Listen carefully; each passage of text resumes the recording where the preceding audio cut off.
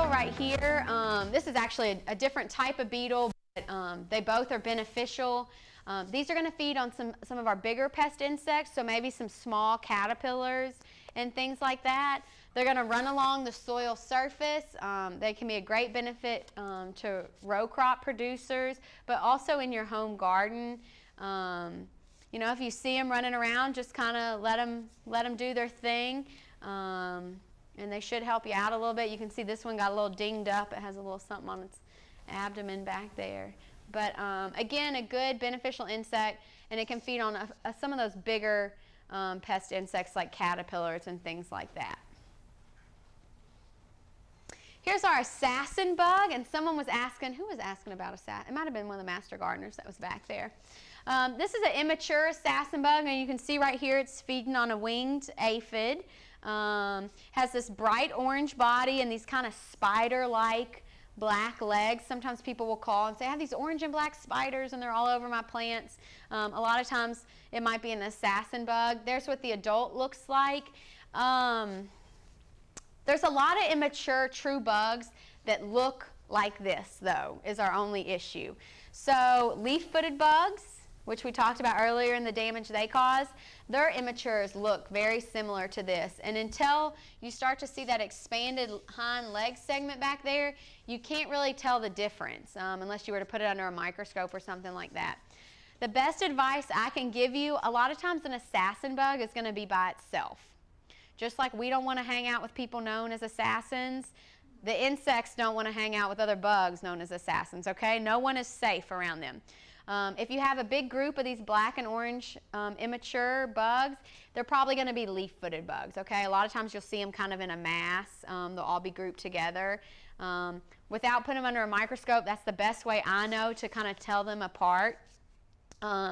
These, again, are going to feed on those small, soft-bodied insects, so things like aphids and insect eggs, maybe some caterpillars and things when they get a little bit bigger. As an adult, it can get, you know, some good size on it, but not huge or anything like that. Y'all seen these before? Yeah? Good.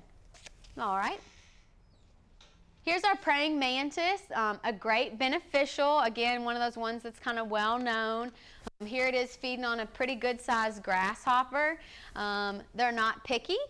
Praying mantises and other beneficial insects will feed on other beneficial insects.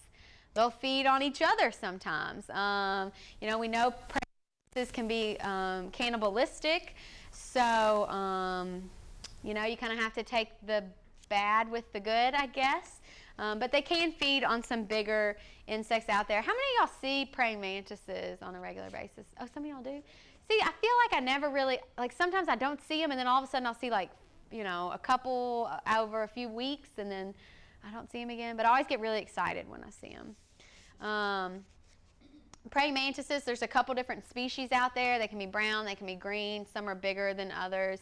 It just depends what species you get. There was something else. Oh, this is what I'm going to tell you. We talked a little bit about ordering beneficial insects, maybe online or purchasing them to release in your garden. Just like the ladybugs that we mentioned earlier, you want to make sure maybe you're purchasing from a local source. You want a species that's going to do well here in Louisiana.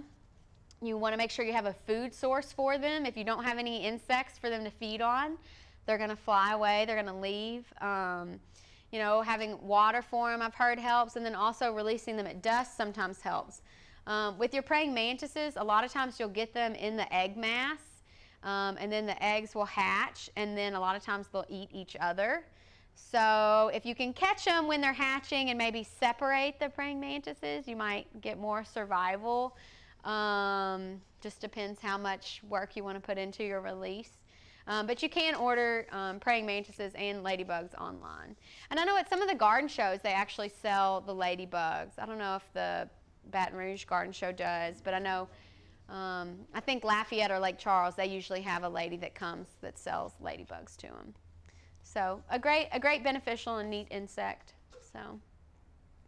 All right, this is the robber fly. A lot of people aren't familiar with this insect. It is an ugly insect. It's got these big bug eyes, It's got these thick hairs here on the thorax, this long abdomen. It's like black and brown color.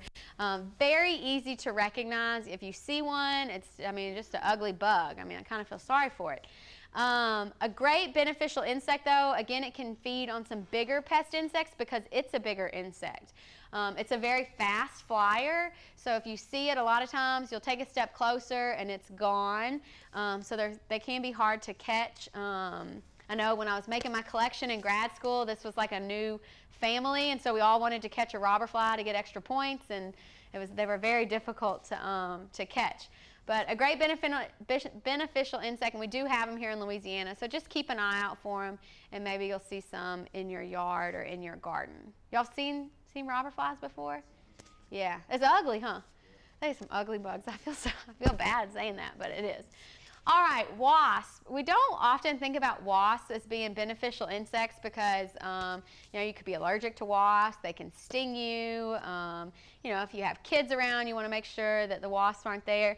But they are beneficial insects. So here we just have a yellow jacket, and I don't know if y'all can see very well, but it's feeding on a caterpillar. So if you have wasps in your garden, they'll actually come in and they'll pluck off caterpillars. They'll take them back to their nests and feed them to the larvae. So they can be beneficial in that way. We also talked about the parasitoid that helps control tomato hornworm populations. And you can see right here, these are the cocoons that we mentioned. So the parasitoid wasp lays its egg in or on the caterpillar. The larvae develops within the caterpillar, and then it makes these cocoons. And then if you ever see a hornworm in the top of the cocoon, there'll be a little hole right there. That means the parasitoid, the adult, has emerged and moved on. The caterpillar sometimes will stay on the plant like this. So if you see one, you don't want to kill it or anything because you want those parasitoids to complete their life cycle. If you can't stand the hornworm being on your plant, even though it's not really feeding anymore, you can, you know, take the hornworm off and put it on the ground as long as those parasitoids can complete that life cycle. Has anyone ever, sometimes people think this is a disease also, but it's really just those insects. Y'all have ever seen that? No? Keep an eye out for it. You might get lucky and see it. So a lot of times when I was in North Carolina, I worked in tobacco, and we had a lot of hornworm problems, and we would see that pretty often with the parasitoids. All right, we're almost through all this, I promise. All right, finally we have spiders. Obviously spiders are a beneficial insect. Like the praying mantis, they're not picky, so they're going to catch other beneficial insects. You know, but again, take the good with the bad. If you can tolerate them, some people can't stand spiders, and I understand. If you can't stand them, you can get rid of them. But if you can tolerate them in your garden, just leave them be and let them catch some of those pest insects in their web. Quickly, and with a grain of salt, we're talking about companion planting. Okay, so Cornell put out a publication, I think this is a couple years old now, about companion planting. And as Master Gardeners, I feel like this is maybe something y'all might get questions about or might be interested in, so I just wanted to touch on it. And I'll make y'all copies of this handout because I actually do have a copy of this. But basically what this article or this publication talks about is, you know, some plants benefit from being planted near other plants.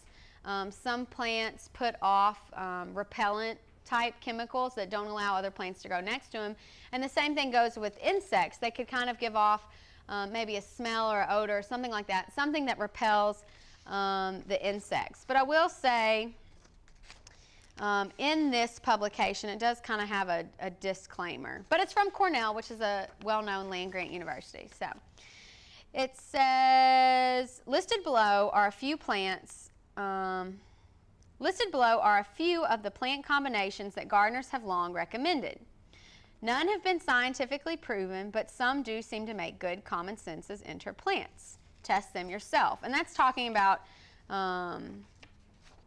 plant versus plant, but I think it kind of goes with the plants that repel insects as well. So this one says, certain plants are believed to repel insects. Use the list below to help you map out your next planting arrangement.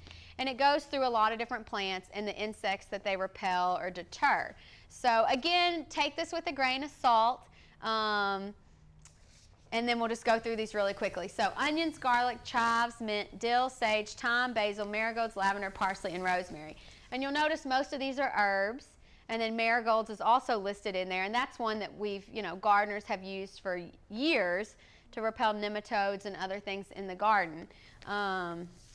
So we'll run through these quickly. And the one thing I always think about when I go through these is if you do grow herbs, there are some caterpillars and butterflies and things that are attracted to certain herbs that you would want to attract them and they would feed on the herbs. But for the most part, I find I don't really get a lot of insect pest issues on the few herbs that I do have.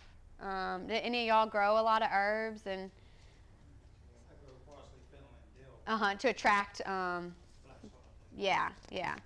And some of y'all raised your hand. Do y'all have a lot of insect issues with them? No. So to me, it kind of makes sense. So anyway, just throwing it out there. And I'm going to, again, like I said, I'll make a copy of this. And this lists the different insects and then the plants that go with them. So onions are on here, garlic, chives, mint, dill. And a lot of these, if you are trying to attract beneficials too, you let these go to flower. And then they attract some of those beneficials. And they're pretty as well, like the dill. Sage, thyme, basil, marigolds. So marigolds are great in the garden, and this has been used for a long time. And the thing with marigolds is if you ever have a nematode issue, which is a soil pest, marigolds are supposed to kind of repel those nematodes. Lavender, I think more as an attractant for beneficials than actually a repellent. In this case, parsley, and then rosemary. And then, most people will say you can't grow lavender in Louisiana, but I have had a few people that have said they've had success. So, you could give it a shot. And then, of course, rosemary is something we grow a lot of down here. So anyway, that's the end of that presentation. That's me when I was like 9 and have a big old caterpillar on me. So I guess I was destined to be an entomologist. I don't know. That's the end of these two presentations.